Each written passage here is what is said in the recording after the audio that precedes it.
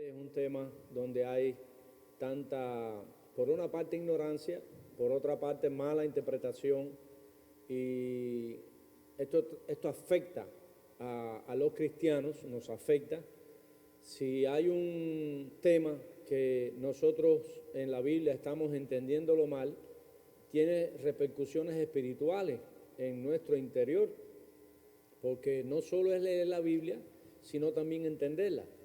Y no solo es entenderla, porque en la medida que nosotros entendemos la Biblia, nos afecta positivamente en nuestra vida a la hora de practicar la fe que hemos profesado. Entonces, en cuanto al análisis de este tema sobre Israel y la Iglesia, también debemos pedir al Señor que podamos tener una comprensión correcta, porque eso ayuda a nuestra fe en lo individual, en lo personal, hace que la Iglesia también disfrute mejor lo que es en cuanto a lo que es la colectividad, y están nosotros todos bien ubicados en cuanto a la panorámica escatológica, a la panorámica profética, que indudablemente no nos vamos a dejar llevar por los pensamientos liberales, por las manipulaciones que hay a través de la prensa, a través de todos los medios de difusión masivo.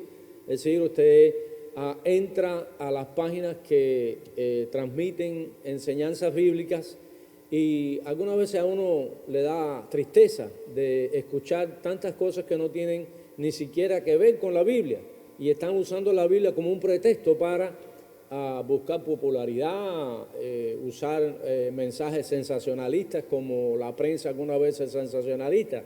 Es decir, que todas estas cosas van atentando contra no solo la comprensión, porque cuando nosotros encontramos la verdad, la disfrutamos, porque la verdad es la que realmente nos debe motivar en la vida.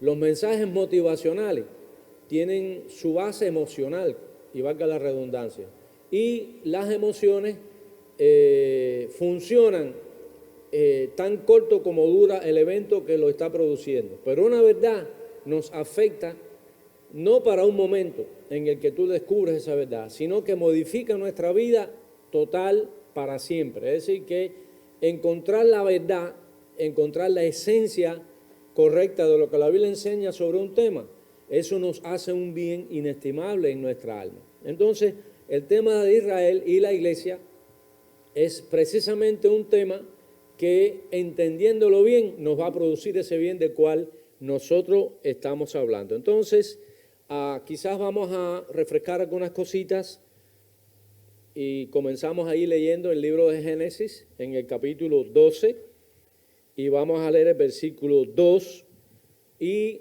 esta pequeña idea, este pequeño versículo nos va a poner de manifiesto la razón por la cual surge la nación de Israel. Dice: y haré de ti una nación grande, y te bendeciré y engrandeceré tu nombre, y serás bendición. Esa es una palabra que Dios está dándole ¿a quién? A Abraham.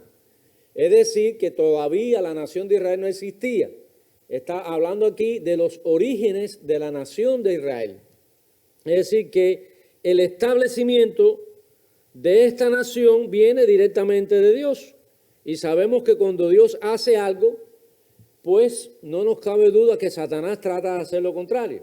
Por eso es que este es un tema que hay que prestarle mucha atención, porque el maligno, con su sagacidad, con su capacidad extraordinaria, invierte su capacidad de hacer el bien para hacer el mal. Por eso la Biblia le llama a Satanás inicuo. La palabra inicuo tiene que ver con perverso, y perverso significa cambiar lo que es correcto. Es decir, la mentira es la perversión de la verdad, el odio es el amor pervertido. Todas esas expresiones indican que el que inicia todos esos elementos pervertidos es Satanás, que es el primer ser que se pervirtió. Es decir, por eso que es el inicuo, ¿no? El hombre, ese ente que todo lo que viene de Dios, él trata de hacer lo opuesto. Satanás no quiere, como opositor de Dios, que Satanás exista. ¿Cuál es la razón por la que Dios no quería que Israel naciera y que Israel existiera? A ver si ustedes están aquí conmigo. ¿Cuál es la razón fundamental por la cual existe Israel? ¿Se acuerdan? Israel existe por una razón fundamental. ¿Cuál era? Sí, eso está bien, es un pacto que Dios hizo con Abraham. Pero ¿cuál es el propósito de ese pacto? ¿Por qué se hace ese pacto? Así que la razón fundamental, ¿cuál es? Sí, está bien, pero la razón fundamental por la que Dios hace a Israel es para que venga el Mesías. Ajá. Es decir, el advenimiento o el cumplimiento del advenimiento del Mesías en su primera oportunidad es de lo que se está tratando fundamentalmente aquí. O sea que se establece con claridad que Israel no es la nación modelo para que todas las demás naciones fueran como Israel, sino que a través de la promesa que Dios hizo a Adán, a Eva, le dijo a Eva, en ti serán, tú le herirás en la cabeza y te herirás en el calcañar. O sea, es la primera mención que se hace acerca de un Mesías, para resolver el problema en el que ellos habían caído por causa del pecado. Pero no podía nacer Cristo en un lugar pagano. Tenía que nacer Cristo en un lugar donde existiera una religión que aun cuando no era la religión que iba a salvar al pueblo, porque la religión judía no salva a la gente. ¿Ustedes están de acuerdo en eso, verdad? La religión judía no salva al hombre, pero la religión judía estableció en todos sus parámetros el mensaje de que era necesario que viniera ese Mesías para redimir al hombre del pecado. Pues el cumplimiento de esa religión la iba a hacer solamente Cristo. Por eso Cristo cumplió la ley. El único que ha cumplido la ley se llama Jesucristo. Por eso hay muchos por ahí que están perdiendo el tiempo porque creen que pueden cumplir la ley y dice que si tú cumples 9 y fallas en uno, ya abrogaste toda la ley. Entonces, por eso fue necesaria la gracia en la persona de Jesucristo. Por eso Cristo vino en cumplimiento, ¿verdad?, del establecimiento de esta nación de parte de Dios. Israel se ha constituido, entonces, a lo largo de la historia en un problema de fe. Un problema de fe significa que cuando tú estás alineado a Dios a través de esta promesa que Dios hizo a Moisés, entonces a Abraham, entonces tú estás del lado de Dios. Si tú quieres saber si una persona está correcta delante de Dios, pregúntale sobre la existencia de Israel. O sea que si dijo Dios aquí, haré de ti una nación grande, es decir, de tus lomos saldrá una nación, y yo estoy en contra de Israel, entonces yo estoy en contra de Dios. Entonces yo estoy asumiendo una posición anti Dios. Por eso las personas que no ven a Dios a través, o sea, las personas que no ven a Israel como el producto de la soberanía de Dios, entonces está cuestionando la soberanía de Dios. O sea, eso es muy importante y debemos estar bien seguros que el establecimiento de la nación a través de Israel es por voluntad de Dios. Entonces la existencia de este pueblo divide al mundo en dos: los que se suman a Dios cuando establece a Israel como nación y los que se oponen a Dios por oponerse a Israel. Es obvia la decisión que nosotros debemos asumir ante este hecho histórico. O sea, sale Israel como nación. ¿Por qué surge Israel como nación?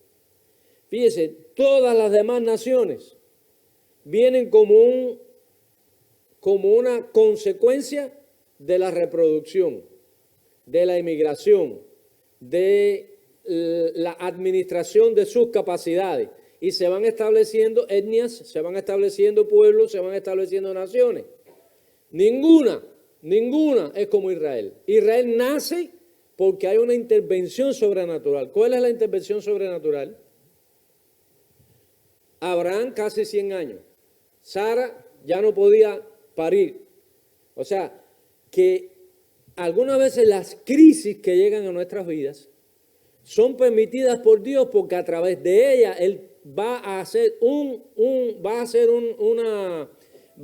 intervenir de una manera tan sobrenatural que quede evidente que no estuvo en ti el lograr salir de ahí. Es Dios quien te saca. Entonces, ya Abraham viejo, Abraham decía, ya yo, el siervo de mi casa, el mayordomo, es el que va a heredar.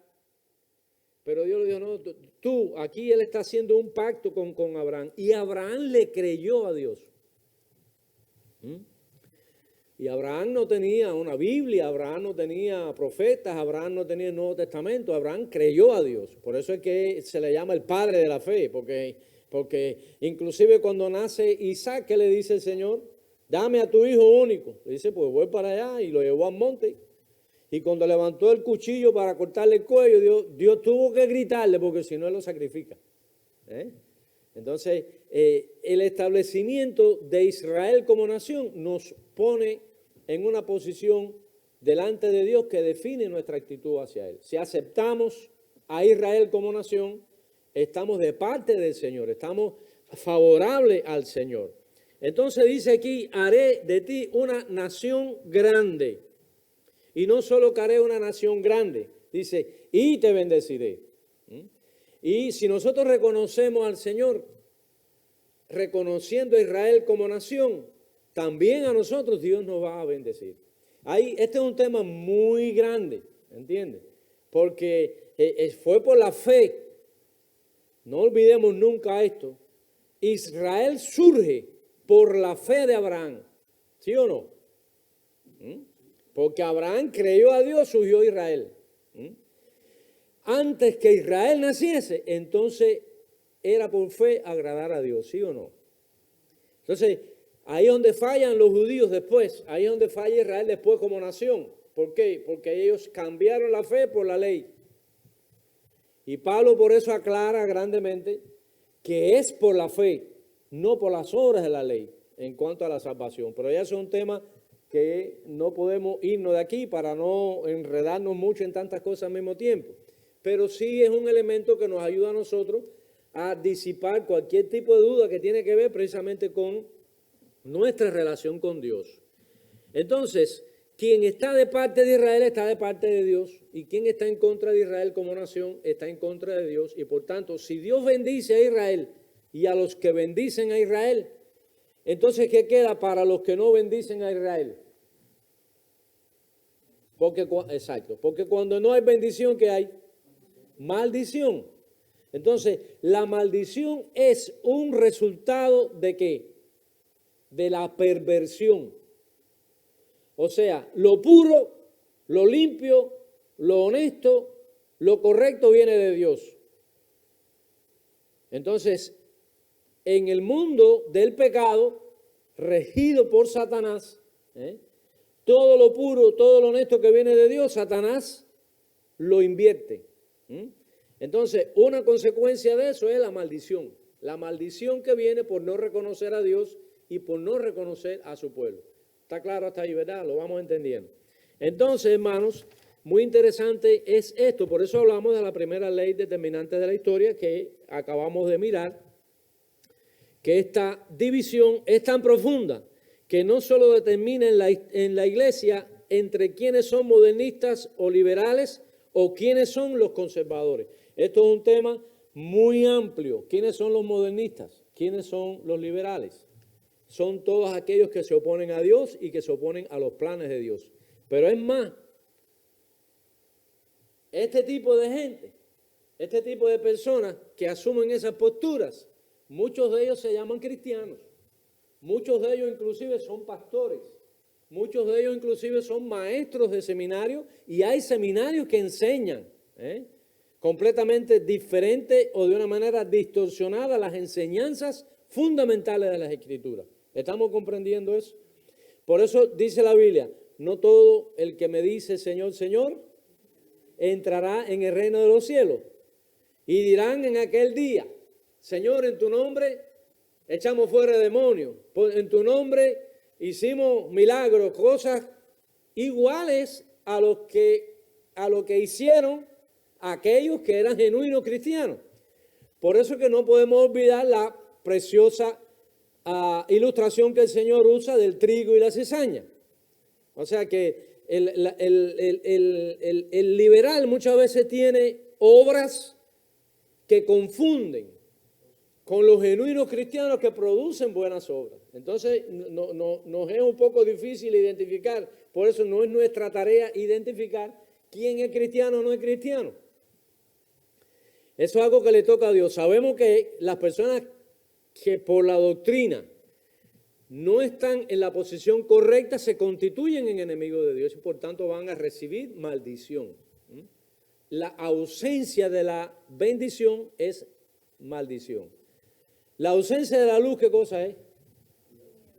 Oscuridad, tiniebla. ¿Ves? Entonces, la ausencia de la verdad, ¿qué cosa es?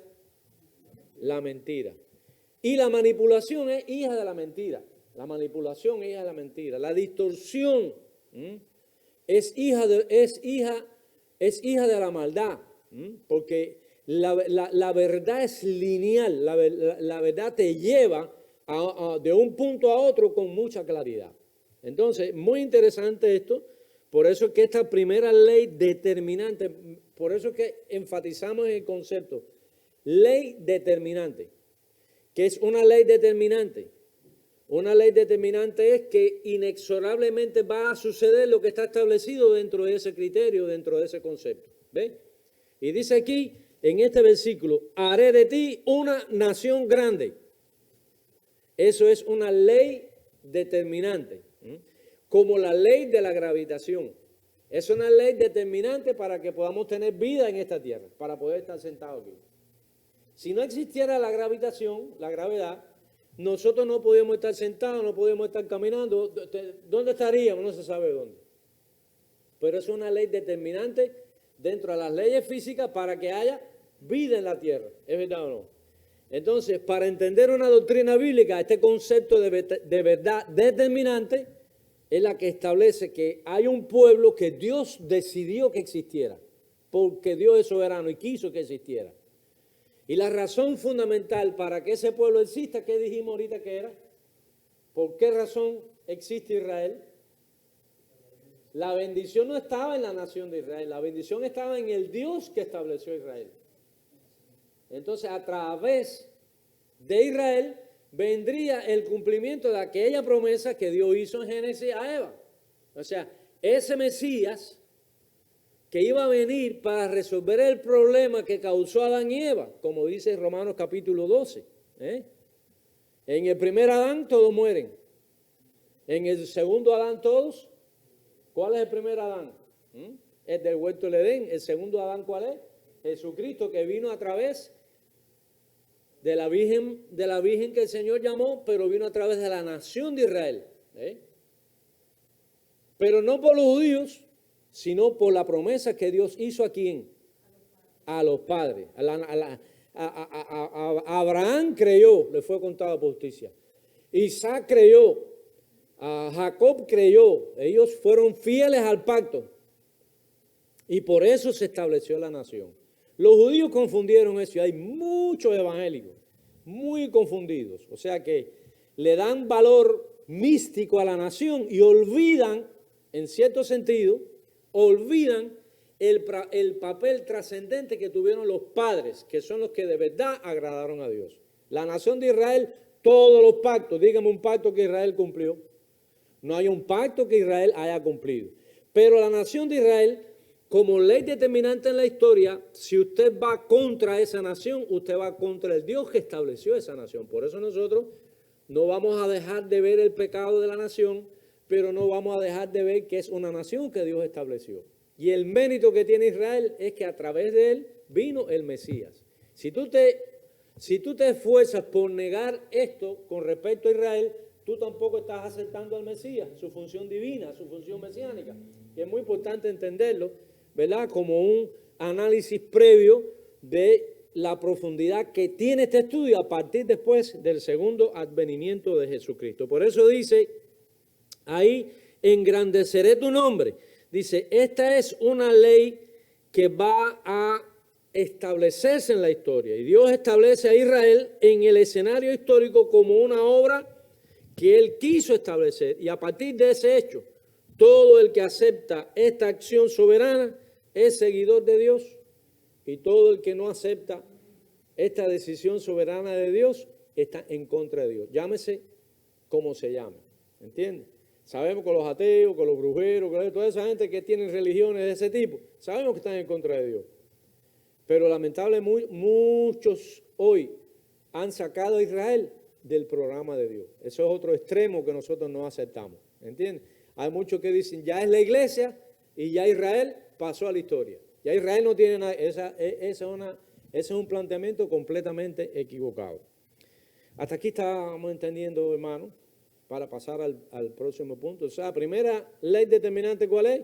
El establecimiento de la nación por Dios, de la nación de Israel. Desde el mismo momento en que Israel nace, hubo una gran oposición. Hasta el día de hoy ha habido oposición, porque hasta el día de hoy Dios tiene planes con esa nación, que después lo vamos a ver cuando estudiemos escatología o estudiemos profecía, que es un elemento muy, muy básico en este análisis. Ahora, hay una segunda ley, rapidito para verlo, ahí en el versículo 3, que es muy importante. Primero él dice, yo voy a ser una nación grande. Yo estoy con Dios. Si tú lo hiciste, yo estoy de acuerdo contigo. Ahora, la otra ley dice, bendeciré a los que te bendijeren. Lo mismo que estábamos diciendo hace unos momentos. Es decir, que hay una ley que si tú bendices a esa nación, porque no es, bendecir a Israel no solo es pensar en la nación judía, sino pensar en el proyecto de Dios con esa nación. ¿Estamos entendiendo? El proyecto de Dios con la nación, ¿cuál es? Que viniera el Mesías. Entonces, por el hecho de que Dios va a venir a este mundo a través de esa nación, por eso es que yo estoy de acuerdo con Dios, estoy del lado de Dios. No es tanto ya por la nación como por el proyecto de Dios a través de esa nación para venir a este mundo, para salvarme a mí, que no era judío, pero primeramente a los judíos. Es el premio que fue dado a ellos. O sea que es un derivado de lo que dijimos anteriormente. Y según nuestra actitud ante este hecho soberano de Dios, entonces vamos a recibir o no esta bendición. Solo los que son amigos y aman a Dios, bendice lo que Él bendice. ¿Entiendes? Bendeciré a los que te bendijeren. Eso es una ley. Todas las personas que han bendecido a Israel, Dios los ha bendecido. Porque esa es una ley determinante. Eso está dicho por el soberano Dios. Las personas que se han negado a bendecir a Israel a través de los siglos, a pesar de todo lo que ha pasado a Israel, las consecuencias de ellos han sido peores que lo que ha pasado a Israel. ¿Entienden? Entonces, ahí en el Salmo 24, versículo 1, todo lo conocemos. De Jehová es el cielo y la tierra, el mundo y los que en ellos habitan. De Jehová es la tierra y su plenitud. El mundo, ¿de quién tú te acuerdas de ese versículo, Cari? En las escuelas dominicales de Gerardo, ¿te acuerdas? Él siempre decía ese versículo cuando leíamos nunca se me olvida ese versículo. Yo me lo sabía, pero me lo aprendí mejor con él, porque siempre él repetía ese versículo. Él está con el Señor hoy. O sea que no podemos discutirle a Dios, no podemos cuestionarle a Dios el derecho que tiene de poner a Israel donde está, nos guste o no nos guste. Entonces, cuando nosotros reconocemos ese derecho de Dios, entonces seremos bendecidos. O sea que yo no apoyo lo mal hecho que ha hecho Israel, pero apoyo a Dios que estableció a Israel. O sea, ellos son los que han fallado, no Dios. Entonces el propósito de Dios fue bueno, entonces yo estoy del lado de Dios. Entonces no debemos cuestionar esto nunca. Entonces, amados hermanos, vamos a ver la tercera ley que nos va a ayudar a comprender esto. Y dice, vamos otra vez al versículo, pastor, ahí en el versículo 3 del capítulo 12 de Génesis. Dice, serán benditas en ti todas las familias de la tierra. Aquí está explícito el mensaje de la reconciliación por Cristo en la cruz del Calvario. Bendeciré a los que te bendijeren y a los que te maldijeren maldeciré. Y serán benditas en ti todas las familias. ¿Quién es en ti? Es muy interesante.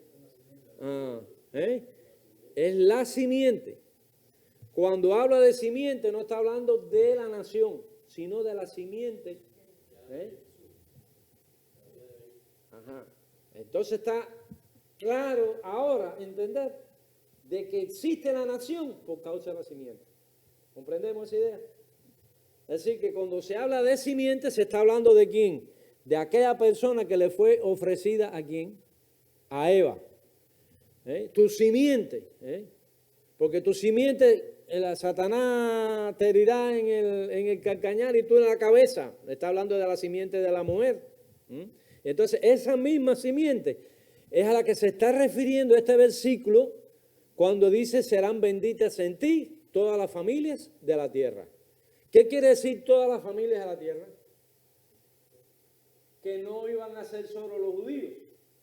Eso indica con mucha claridad que Israel sería el vehículo que Dios utilizaría para bendecir a través de su simiente a todo el mundo. ¿Viste qué sencillo es? Entonces, no se explica bien, no se entiende bien, y entonces por eso es que hay muchos que asumen posiciones liberales de una manera ignorante.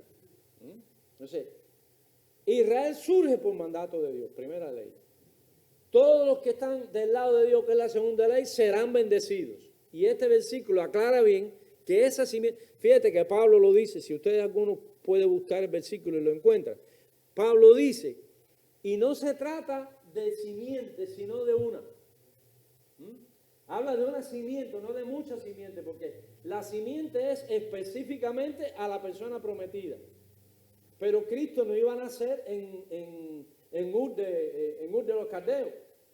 Fíjate qué interesante. Dios llama a Abraham, porque Abraham no es la simiente. Dios llama a Abraham de Ur de los Caldeos. Lo saca de allá para establecer una nación que es, ¿dónde? En Canaán. Dice, donde hay tierra que fluye leche y miel. Es decir, que lo sacó de un contexto pagano, geográficamente hablando, lo llevó a una tierra. No es porque la tierra fluía leche y miel en el sentido literal, sino que es una tierra que era fértil, era una tierra que tenía las condiciones para que lo que sembraran se dieran. Había bendición, pero leche y miel son los ingredientes más utilizados en esa época para que el hombre pudiera tener buena salud. Leche y miel se refiere precisamente a la misma simiente que iba a venir, y que iba a estar en esa tierra, y que iba a estar en ese lugar para ser de bendición a todas las naciones. O sea que de esa simiente se está refiriendo a la persona de Jesucristo. ¿Encontraron el versículo? Bueno, si lo encuentran me lo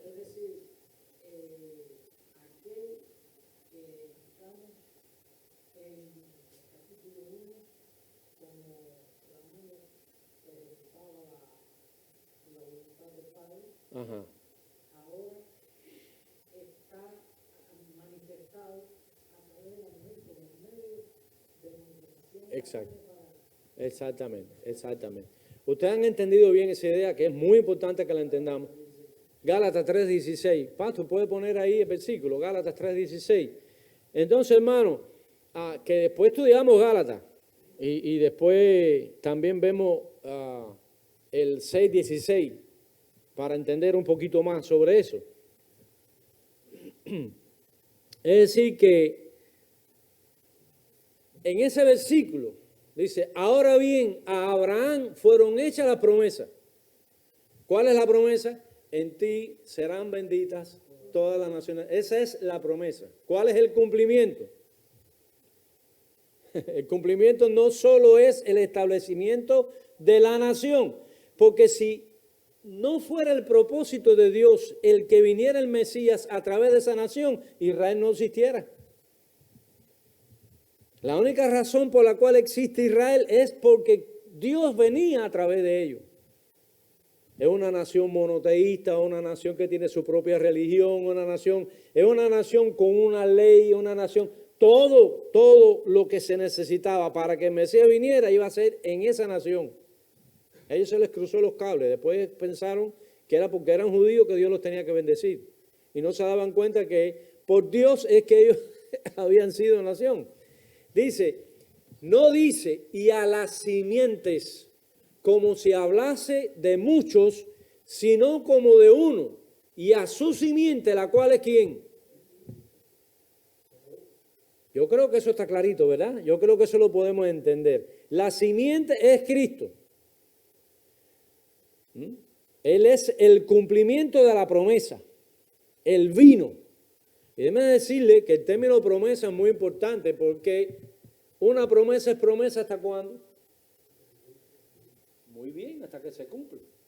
Entonces no tenemos duda alguna que Jesucristo en su primera venida es el cumplimiento de la promesa y en el cumplimiento de la promesa se cumplió todo el proyecto de Dios para la salvación de la humanidad. Así que esos que esperan un milenio al fin del año, así que esos esperan una historia después del fin, yo creo que no han leído bien el pasaje.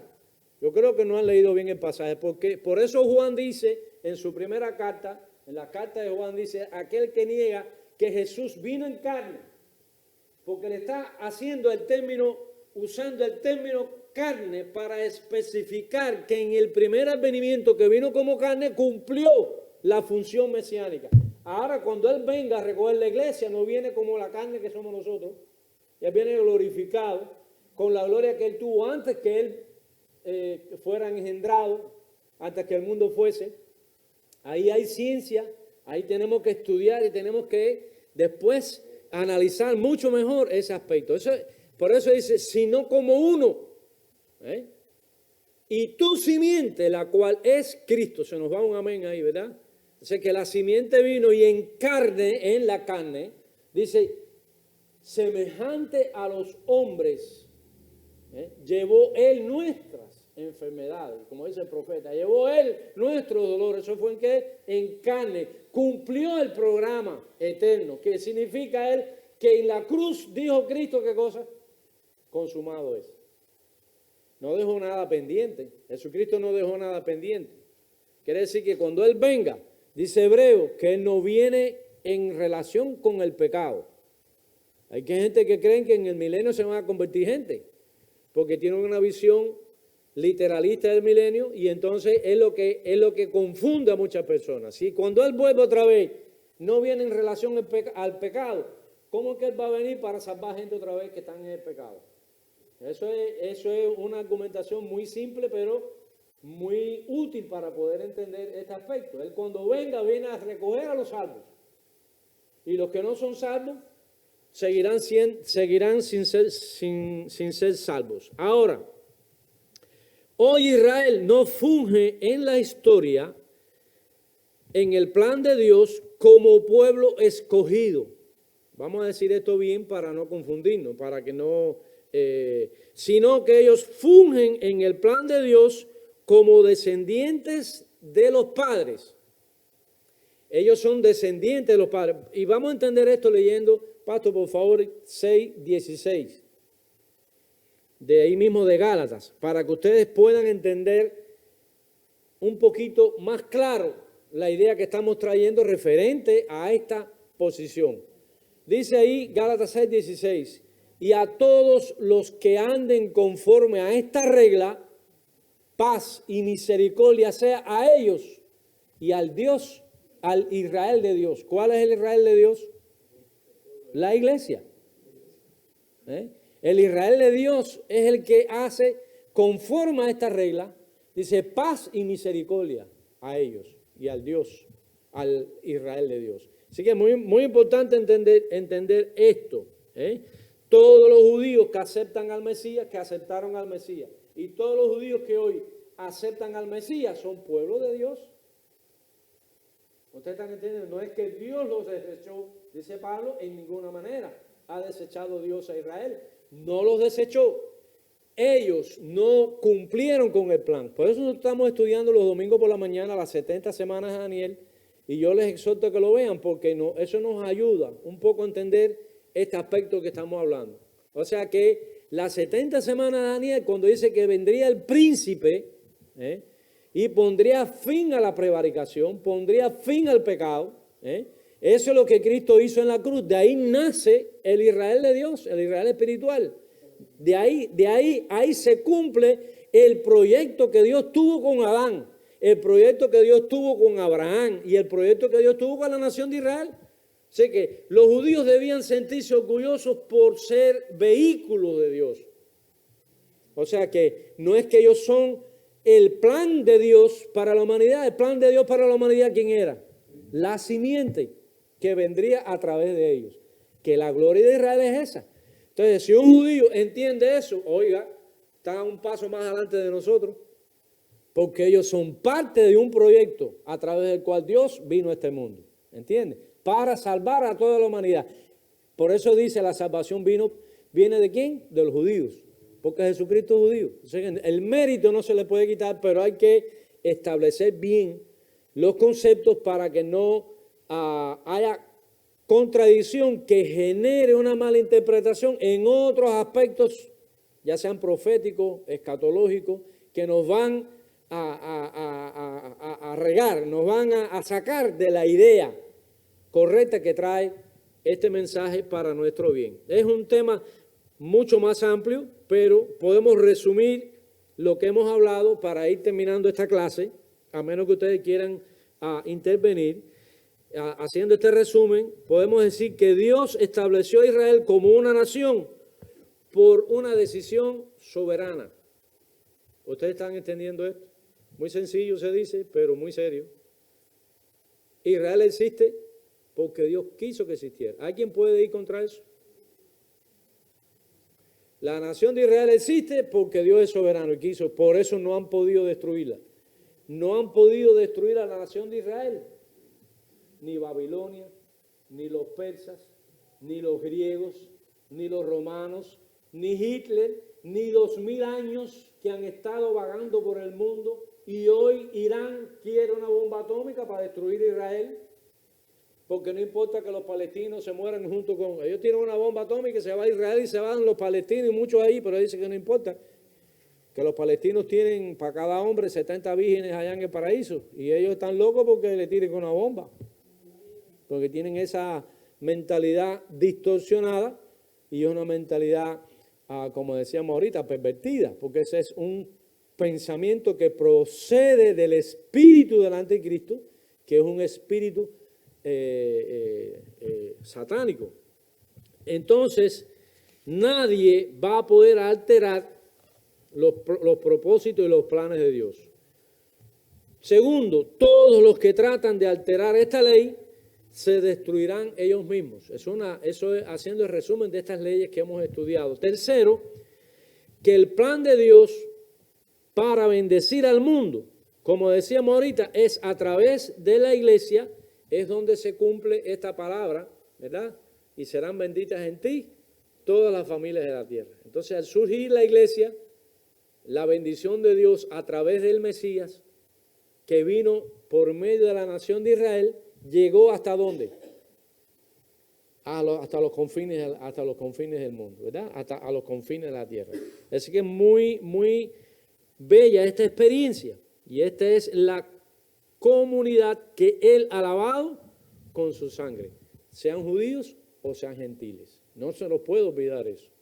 El Israel espiritual o el Israel de Dios es el que ha venido a Cristo por el lavamiento de sus pecados en la cruz del Calvario. La ley en el Antiguo Testamento te decía que eras pecador, pero no podía lavarte. Por eso nadie podía ser salvo. Los judíos en el Antiguo Testamento, por mucho que quisieran, por eso dice, todos los años el sumo sacerdote tenía que ofrecer sacrificio por el pueblo y por ellos mismos. Todo.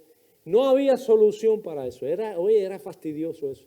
Por eso cuando yo veo que un cristiano se mete en el mundo mesiánico y otra vez quiere que los muchos pastores y mucha gente así que el templo de Jerusalén se va a volver a construir y van a volver otra vez el sacrificio. Lo dicen así, señores, eso es una blasfemia.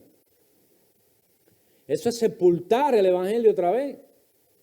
Cuando Jesucristo vino y cumplió la ley para darnos a nosotros la libertad del pecado, porque nos lavó, dice la Biblia, con su sangre y nos hizo aceptos en el amado. ¿Podemos decir amén? Así que el Señor le bendiga. Es el deseo de nuestro corazón en esta mañana.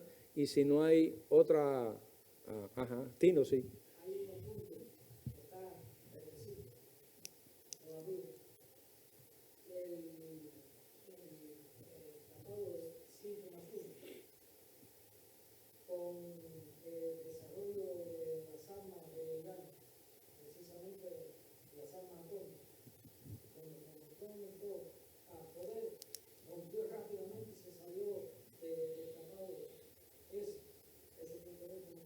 Oh, sí. Deben decirle, hermano, que debemos estar orando porque cuando la Biblia dice rumores de guerra, no son guerras, pero sí son como preguerras. Eso que la Biblia le llama la guerra de Armagedón. Los hermanos dispensacionalistas y literalistas en cuanto a la interpretación de la Biblia, ellos creen que la batalla de Armagedón es una cuestión física, real, de una guerra bélica. Pero nosotros creemos que no, que la batalla de Armagedón es una batalla de ideas que antecede a una batalla final. Por eso nosotros creemos que la batalla final es Gog y Magog, cuando ya se reúnen todos los ejércitos poderosos en el mundo para embestir a Dios y a sus hijos. Esto se lo estoy diciendo así muy simple, pero es un estudio muy grande que se necesita. Entonces, Irán hoy, como dice el hermano Tino, es el antiguo Elam, y son los antiguos persas, ¿entiendes? Entonces, siempre fueron enemigos de Israel, siempre. Todos los hijos de Ismael, que Ismael es el padre de los árabes, entonces Ismael, que es el padre de los árabes, después vino el hijo de Satanás, Mahoma, estableció una religión, porque en la época de Mahoma, el cristianismo que había era el cristianismo católico. O sea que no pudo el cristianismo ser una fuente alternativa para satisfacer las necesidades de los hombres en esa época. Inclusive se registra en la historia que Mahoma tuvo intenciones de acercarse al cristianismo, pero que había una corrupción tan grande en esa época en la Iglesia Católica que él desistió de esa idea. Bueno, en el Corán hay pinceladas del cristianismo y del judaísmo. Por eso, en su esencia, el Islam ha aglutinado a tantas personas. Nosotros sabemos, si tú lo estudias más ampliamente, vemos lo que hay detrás, que es una intención monstruosa lo que tienen. Ellos lo disfrazan con las cosas buenas que pueden sacar de la historia pero inclusive los judíos estaban sin nación, no había, ellos tenían mala fama porque los judíos siempre han amado mucho el ser usar la usura y usar los negocios y cobrar siempre intereses, y te presto 10 y dame 15, y tienen son dueños de muchos bancos, tienen mucho poder económico, y en gran medida por eso. Sí. BlackRock es la más poderosa inversión del mundo, que tiene inversiones, que es la que está controlando Europa ahora. Los dos fundadores son judíos. Sí, y es muy amplio. Salieron así. Sí. Préstame, te presto. Sí. Y ellos se han hecho poderosos en pecado, porque la usura, la Biblia la condena, porque la usura oprime al pobre, porque si yo te pido es porque no tengo, y encima de que te pido porque no tengo, tú me pones un tax arriba, tú estás destruyéndome. Entonces es un principio injusto sobre el cual ellos han hecho mucha riqueza. Pero el punto es que los iraníes están casi teniendo ya la bomba atómica. Ustedes siguen esa noticia sí es bueno seguirla, y gracias hermano por traerlo a la vez. Porque en cualquier momento se puede formar ahí un conflicto de una magnitud muy grande, muy grande. Esta guerra de Ucrania con Rusia, eso es una guerra de barrio, una guerra de barrio.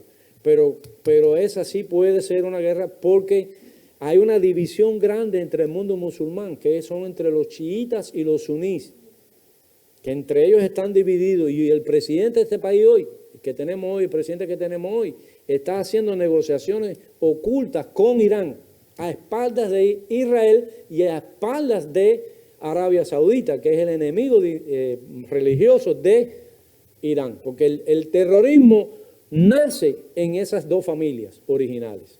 Unos son descendientes directos de Mahoma y otros de la familia de Mahoma.